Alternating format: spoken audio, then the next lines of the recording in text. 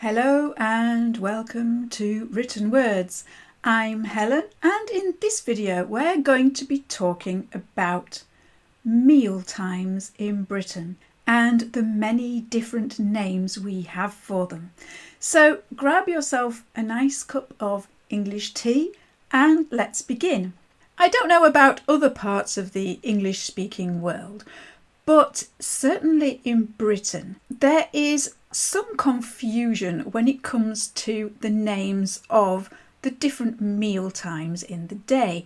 It's a kind of confusion that we actually rather enjoy, and it's something that we really love to argue about as well, especially when somebody from the north meets somebody from the south.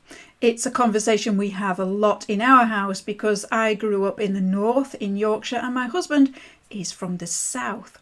So the all-important question is, do you have breakfast, lunch and dinner, or do you have breakfast, dinner and tea, or maybe even supper? Let's dive a little deeper into this rather delicious confusion. Let's start first of all with breakfast, because it is the first meal of the day, but it's also the one which we tend to agree upon the most. It's the meal where we break our fast because we haven't eaten all night, so our first meal of the day is breaking that fast. Some of us like to have cereal and milk.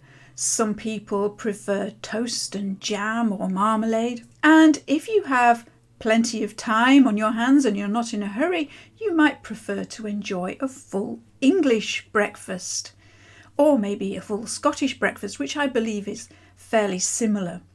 A full English breakfast will typically include things like sausages, bacon, fried eggs, maybe some baked beans, mushrooms, tomatoes, possibly some toast or fried bread. Some people like a hash brown on there as well, and for the really hardcore version, a slice of black pudding as well. So that's breakfast. However, if you have had your breakfast already in the morning, and then later in the day, in the middle of the day or in the evening, you go to a cafe or a pub or a restaurant, you might see on the menu something called all-day breakfast.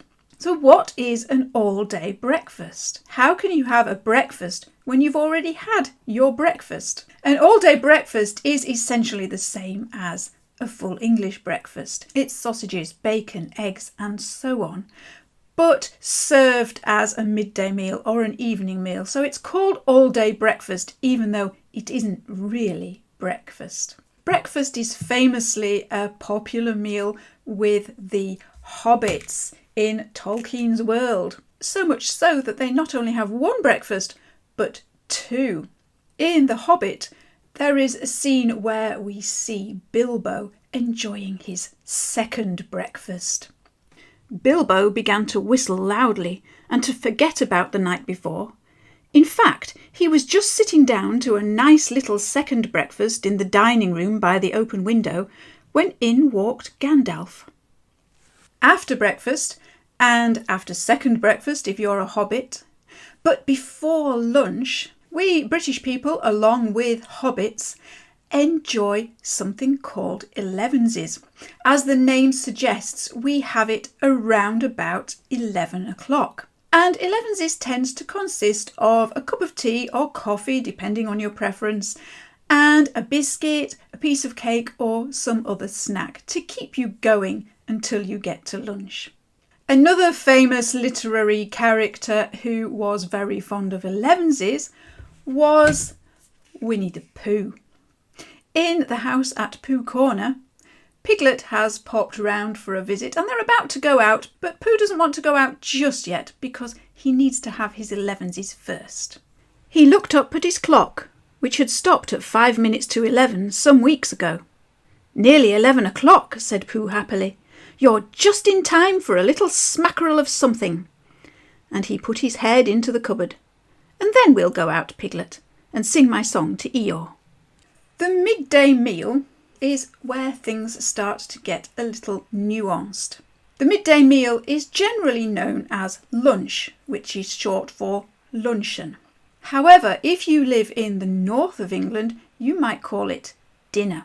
Whereas in the south, dinner is used to refer to the evening meal. Unless, that is, you're eating your lunch at school, in which case it's called school dinner. To northerners, dinner has two meanings. Dinner without an article, that is, without a the or an a, is the midday meal.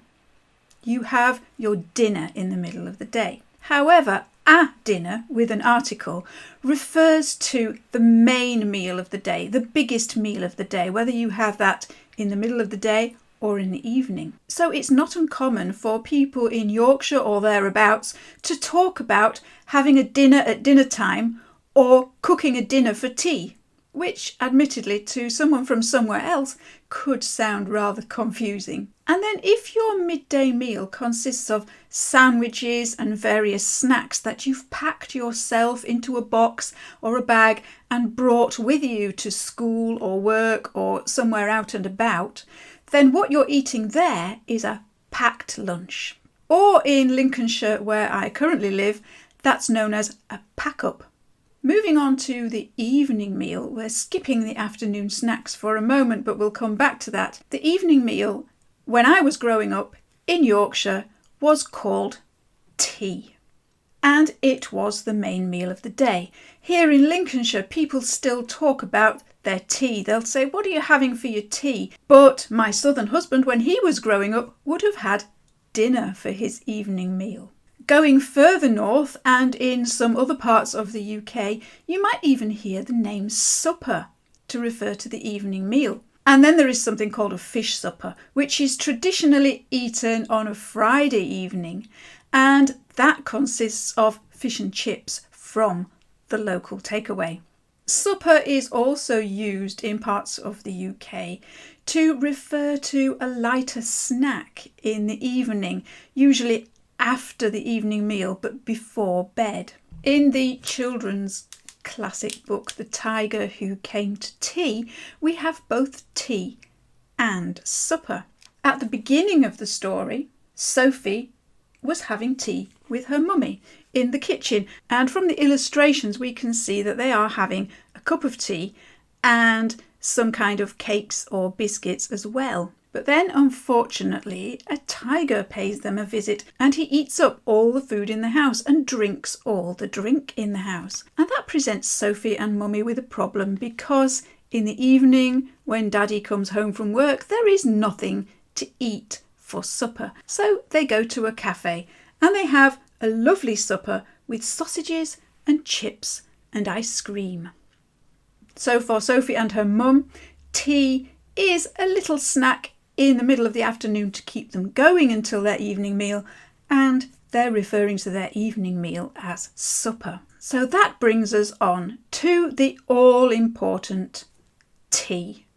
What is tea? Tea is the shortest of all these words, but it's probably the one with the most different meanings and nuances as well. First of all, tea is a drink, which of course is very popular here in the UK. Tea in some parts of the UK is an evening meal.